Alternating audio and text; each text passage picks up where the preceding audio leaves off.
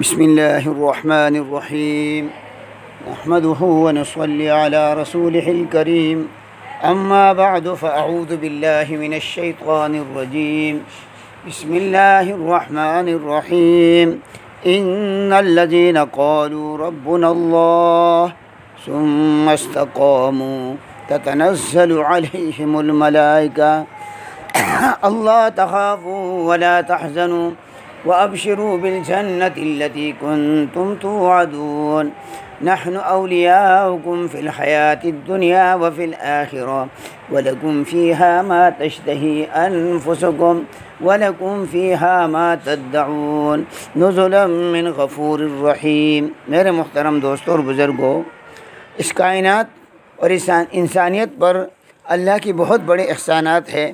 اللہ نے فرمایا وَإِن تَعُدُّوا نِعْمَةَ اللَّهِ لَا تُحْصُوهَا، اگر تم میرے انعامات کو گننا چاہتے ہو گن نہیں سکتے۔ لیکن یہ نعمتیں جو ہے آج ہے کل نہیں ہے، لیکن ایک نعمت ایسی ہے ایمان کہ اگر انسان کے پاس ایک ذرہ ایمان ہوگا تو وہ جنت میں جہنم سے ایک نہ ایک دن نکل جائے گا اور ہمیشہ جنت میں رہے گا۔ جس کو اللہ نے ایمان کی دولت سے نوازا اس سے بڑھ کر کوئی نعمت نہیں، دنیا اس کے پاس ہو یا نہ ہو، ایمان ہے تو یہ اللہ کے ہاں مقبول ہے۔ مال میں عزت نہیں ہے، ہم سمجھتے ہیں کہ مال آئے گی تو مجھے عزت مل جائے گی۔ عزت تو اللہ کے خزانوں میں ہے۔ اللہ فرماتے ہیں انا العزیز ومن اراد العزت فلیطع العزیز، میں عزت دینے والا ہوں، جو عزت چاہے عزت والے کی اتباع کر لے۔ اللہ کے ہاں عزت اللہ کے ہاں مقبول ہونے کا نام ہے۔ جو اللہ کے ہاں مقبول ہو وہ عزت والا ہے، جو اللہ کے ہاں مقبول نہیں وہ مردود ہے، چاہے ساری دنیا اس کے پاس ہو۔ اگر ساری دنیا اس کے پاس ہو لیکن جب وہ اللہ کے ہاں قبول نہیں ہے تو وہ ناکام ہے۔ اللہ نے ہمیں اور تمہیں ایمان نصیب فرمایا، ہم نے اللہ سے کوئی درخواست نہیں کی تھی۔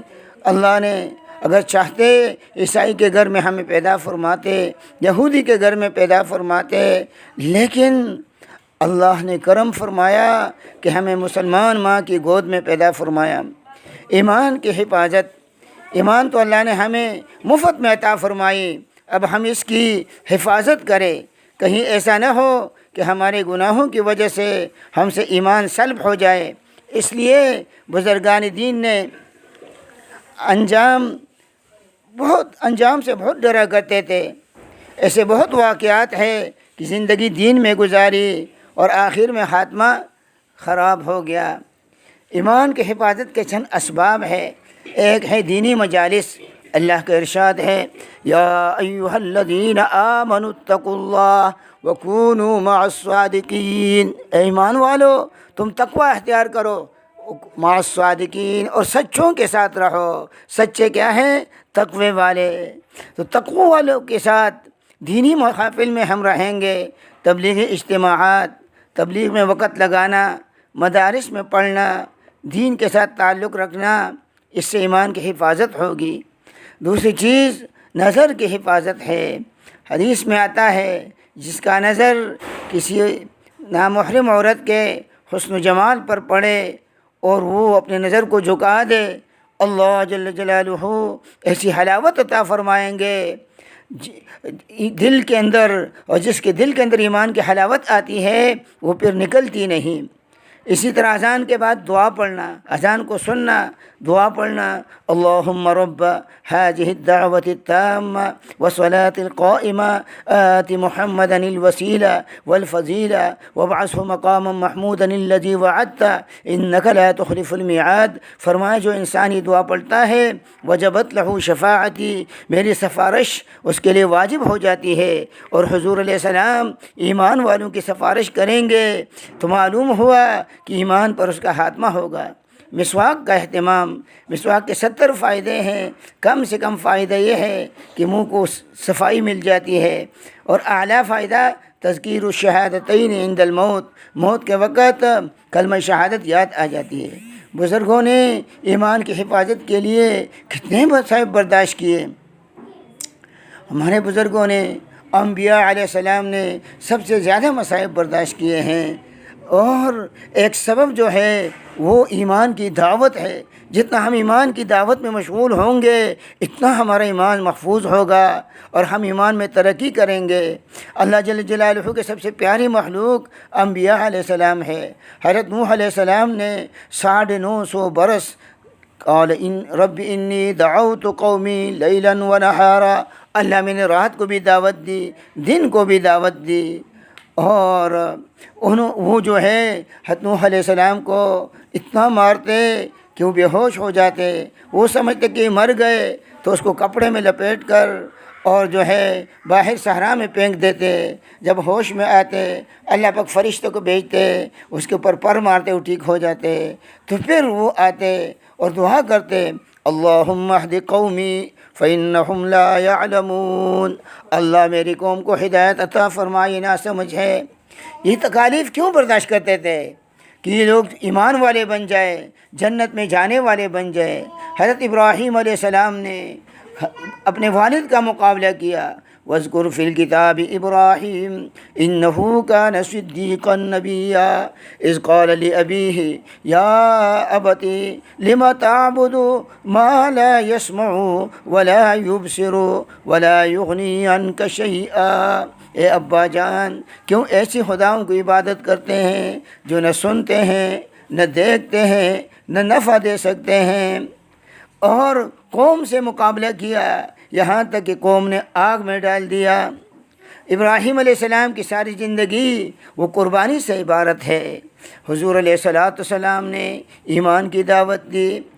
ایک شخص منیب کہتے ہیں کہ میں جہالت کے زمانے میں تھا، میں نے دیکھا مکے میں ایک جوان ہے خوبصورت، فرما رہے ہیں ایھا الناس قولوا لا الہ الا اللہ تفلحوا، اے لوگو لا الہ الا اللہ پڑھ لو تم کامیاب ہو جاؤ گے۔ فمنہم من تفل فی وجہہ، بعض لوگوں نے ان کے چہرے کے اوپر تھوک دیا، ومنہم من حسا علیہ التراب، بعض نے مٹی ڈال دی، ومنہم من سبا، اور بعض نے گالی دی، حتی انتصف النہار، یہاں تک دن آدھا ہو گیا، وانصدع الناس، لوگ واپس ہوئے، فاقبلت امرأۃ وضیئہ، ایک خوبصورت عورت آئی، بیدہا قدح ومندیل، ہاتھ میں پانی کا پیالہ تھا اور رومال تھا، فتوضأ منہا وشربا، انہوں نے وضو فرمایا اور پانی کو پی لیا۔ وہی تبکی، وہ بچی رو رہی تھی، تو انہوں نے کہا یا بنیۃ لا تبکی علی ابیک غیل ولا ذلہ ان اللہ مانع اباکی، اے بیٹی اپنے باپ کے اوپر بے عزتی سے نہ ڈرنا، اللہ تیرے باپ کا حفاظت کرے گا۔ میں نے پوچھا کہ بچی کون ہے اور یہ جوان کون ہے؟ بتایا کہ محمد ہے صلی اللہ علیہ وسلم، اور اس کی بیٹی ہے حضرت زینب رضی اللہ تعالیٰ عنہ۔ ہمارے شیخ اور مرشد قاری نور محمد صاحب نور اللہ مرکزہ فرمایا کرتے تھے جان کو اگر خطرہ ہو تو مال دے کر جان بچا لو، اس لیے کہ جان قیمتی ہے، لیکن اگر ایمان کو خطرہ ہو تو جان قربان کر کے ایمان بچا لو، اس لیے ایمان کی کوئی بدل نہیں۔ ایمان والوں کی کتنی قدر ہے۔ دیوبند میں ایک طالب علم ہے، حضرت مولانا شمس الحق افغانی صاحب رحمۃ اللہ علیہ کے مواعظ میں ہے کہ ایک افغانی طالب علم تھے، ان کا انتقال ہوا تو ان کو حضرت شیخ الہند کے حکم سے دیوبند کے قبرستان میں دفن کیا اور ان کے ورثہ کو تار کے ذریعے سے اطلاع دی۔ وہ ورثہ جو ہے 6 مہینے کے بعد دیوبند پہنچ گئے، حضرت شیخ الہند سے عرض کیا کہ حضرت ان کا لاش ہم افغانستان لے جائیں گے۔ حضرت قاری طیب صاحب نے فرمایا کہ نہیں، ایسا نہیں ہو سکتا، وہ تو بالکل مٹی ہو چکا ہوگا۔ انہوں نے کہا ہم اس مٹی کو لے جائیں گے، پٹھان کی ایک ہی بات ہوتی ہے۔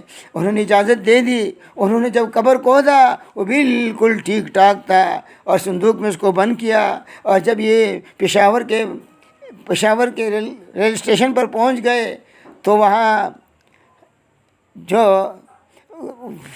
کسٹم والے تھے انہوں نے کہا کہ بھائی تم جھوٹ بول رہے ہو، یہ تو کستوری سے بھری ہوئی صندوق ہے۔ جب انہوں نے لاش کھولی تو وہ جو ہے وہ ایک آدمی کا لاش تھا، صندوق کو جب کھولا تو اس میں لاش تھا۔ ایک لڑکا عصری علوم کے لیے لندن گیا تھا، وہاں ان کا انتقال ہوا۔ یہ واقعہ بھی حضرت شمس الحق افغانی رحمۃ اللہ علیہ کے مواعظ میں ہے کہ جب ان کو واپس لایا گیا، 3 دن کے بعد ہندوستان پہنچ گیا، اور اس کے چہرے کو جب دیکھنے لگے ایسی بدبو آ رہی تھی کہ وہ برداشت نہ کر سکے۔ پھر اس کے رشتہ دار قریب نہیں آئے، چند لڑکوں کو پیسے دیے اور مزدوروں کے ذریعے سے ان کو دفن کر دیا۔ تو جو آدمی اللہ کے دین کے لیے قربانیاں دیتا ہے اللہ بڑے وفا والے ہیں۔ فتنوں کی جگہ میں ایمان کی قدر ہوتی ہے۔ دیکھو ہم اگر بازار میں چوتھا کلمہ پڑھ لیں اتنا اجر نہیں ہے، لیکن اگر بازار میں اگر مسجد میں پڑھیں گے اتنا قدر نہیں ہوگا، لیکن اگر بازار میں پڑھیں گے تو ہمیں جو ہے 10 لاکھ نیکیاں ملے گی۔ اس کی وجہ کیا ہے؟ بازار غفلت کی جگہ ہے۔ ایمان کیا چیز ہے؟ ان الذین قالوا ربنا اللہ، جنہوں نے کہا ہمارا رب اللہ ہے، ثم استقاموا، پھر اس کے اوپر جم گئے۔ الاستقامت، ملا علی قاری فرماتے ہیں، خیر من الف کرامت، 1000 کرامتوں سے بہتر ہے۔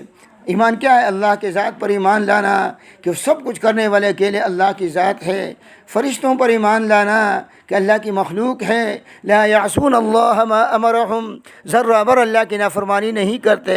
رسولوں پر ایمان لانا کہ 1,24,000 انبیاء علیہ السلام ہے، 313 رسول ہے، 5 ان میں اولو العزم ہے، نوح علیہ السلام، ابراہیم علیہ السلام، موسیٰ علیہ السلام، عیسیٰ علیہ السلام، رسول اللہ صلی اللہ علیہ وسلم، اور پھر سید الاولین والآخرین وہ جناب رسول اللہ صلی اللہ علیہ وسلم ہے، اور آپ خاتم النبیین ہے۔ ہمارے ملک میں ختم نبوت کے خلاف سازشیں ہو رہی ہے، لیکن یہ کامیاب نہیں ہوں گی، کیونکہ مسلمان کتنا بھی گنہگار ہو اپنی نبی کی بیعت بھی برداشت نہیں کر سکتے۔ اور آخرت پر ایمان، موت کے بعد زندہ ہونا ہے، جنت اور جہنم ہے۔ لیکن اگر ہم سعودی عرب جائیں تو ہمارے لیے ٹکٹ اور ویزا اور پاسپورٹ کی ضرورت ہوگی، تو اس کا پاسپورٹ جو ہے وہ ایمان ہے۔ صحابہ کرام نے ایمان کے لیے اتنی قربانیاں دی۔ عبداللہ ابن حذافہ صحابی، ان کو جو ہے روم کے بادشاہ نے قید کیا، اتنا خوبصورت تھا کہ انہوں نے کہا اس کو قتل کرنا مناسب نہیں ہے۔ ان سے کہا آپ ایسے کرو، عیسائی بن جاؤ، میں آپ کو آدھی بادشاہت دوں گا، اپنی بیٹی کا نکاح آپ سے کر دوں گا۔ اس نے کہا شرکت تو کیا، ساری عرب کے ممالک مجھے دے دے، اس شرط پر کہ ایک آنکھ کے جھپکنے کے بقدر میں دین کو چھوڑ دوں، اس کے لیے بھی میں تیار نہیں ہوں۔ انہوں نے کہا اس کو قتل کر دو، تو اس کو ہاتھ اور پاؤں کے قریب مارا۔ پھر اس کا عیسائی بنتے ہو؟ اس نے کہا اب بھی نہیں بنتا ہوں۔ پھر ایک دیگ میں پانی کو گرم کر کے اس کے 10 ساتھیوں کو ڈال دیا، ان کا گوشت ہڈیوں سے جدا ہو گیا۔ کہا اب عیسائی بنتے ہو؟ کہا اب بھی نہیں بنتا۔ کہا اب اگر نہیں بنو گے، کہا اسی کو ڈال دو۔ جب اس کو ڈالنے لگے اس کے آنسو نکل گئے۔ بادشاہ کو بتایا گیا، اس نے کہا بہت موت جو ہے ابھی گھبرا گیا۔ کہا اب عیسائی بنتے ہو؟ کہا اب بھی نہیں بنتا۔ پھر کیوں رو رہے ہو؟ اس نے کہا اس لیے رو رہا ہوں کہ میری ایک جان ہے وہ نکل جائے گی، میرا دل اس سے ٹھنڈا نہیں ہوگا۔ میری تو چاہت ہے جتنے میرے بدن کے اوپر بال ہے اتنے میرے روح ہوتی اور سب اللہ کے دین کے لیے قربان ہو جاتی۔ انہوں نے کہا ایسا کرو مجھے بوسہ دے دو، میں آپ کو چھوڑ دوں گا۔ اس نے کہا میرے سارے ساتھیوں کو چھوڑو گے تو میں بوسہ دے دوں گا۔ تو انہوں نے سودا کر لیا، اس کو بوسہ دیا اور سب کی رہائی مل گئی۔ حضرت عمر کو جب قصہ سنایا انہوں نے کہا ہر مسلمان پر لازم ہے جن کو بوسہ دے دے، اور سب سے پہلے میں دوں گا۔ ایمان کی حفاظت صبر سے ہوگی۔ فرمایا ان تصبروا وتتقوا لا یضرکم کیدہم شیئا، اگر تم صبر اور تقوی اختیار کرو تو تمہیں کسی کی کوئی تکلیف اور سازش تمہیں کوئی تکلیف نہیں دے سکے گی۔ امام ابن کثیر فرماتے ہیں بالصبر والیقین تنال الامامۃ فی الدین، صبر اور یقین سے دین کی بڑائی انسان کو ملتی ہے۔ یہ پورے قرآن کا خلاصہ ہے۔ صبر ہے تمام اوامر پر جمنا، تقویٰ ہے تمام نواہی سے رکنا۔ آج اسلام کی نشانیاں مٹ رہی ہے، یہ اسلامی ملک ہے لیکن بے حیائی بڑھ رہی ہے، چھوٹے بچوں کے ساتھ زیادتیاں ہو رہی ہے۔ یہ کیوں؟ وجہ یہ ہے اگر ہمارے ملک میں اسلامی حکم کی نفاذ ہوتا، جیسے سعودی عرب میں ہاتھ کاٹا جاتا ہے کوئی چوری نہیں کر سکتا، اگر یہاں رجم کی سزا ہوتی، لیکن آج ہمارے حکام کہتے ہیں کہ رجم جو ہے یہ وحشیانہ سزا ہے، تو کیا بچیوں کے ساتھ زیادتی کرنا یہ وحشیانہ سزا نہیں ہے؟ تو میرے دوستوں اور بزرگوں، ایک جماعت باہر ملک گئی، اس میں ایک بزرگ تھے، پٹھے پرانے کپڑے تھے، وہاں کے حاکم نے اس کو کہا کہ دیکھو آپ عیسائیت میں داخل ہو جاؤ، ہم مالا مال کر دیں گے۔ اس نے کہا مجھے نہیں چاہیے، جنت کی ایک بالش کی زمین پورے دنیا سے بہتر ہے۔ اس نے کہا جنت تو ادھار ہے، میں نقد دے رہا ہوں۔ اس بزرگ نے فرمایا کہ آپ کے نقد پر میرا اتنا یقین نہیں ہے جیسے اللہ کے ادھار پر میرا یقین ہے۔ میرے دوستوں اور بزرگوں، اس یقین کی حفاظت کے لیے ہم اپنے جان، اپنا مال قربان کرے، اللہ کے اوامر کو پورا کرے، اللہ کی نافرمانیوں سے بچے، ایمان کی محنت کرے اور اللہ کے ساتھ اپنا تعلق بنا لے۔ اللہ ہم سب کو عمل کرنے کی توفیق نصیب فرما دے۔ وآخر دعوانا ان الحمد للہ رب العالمین۔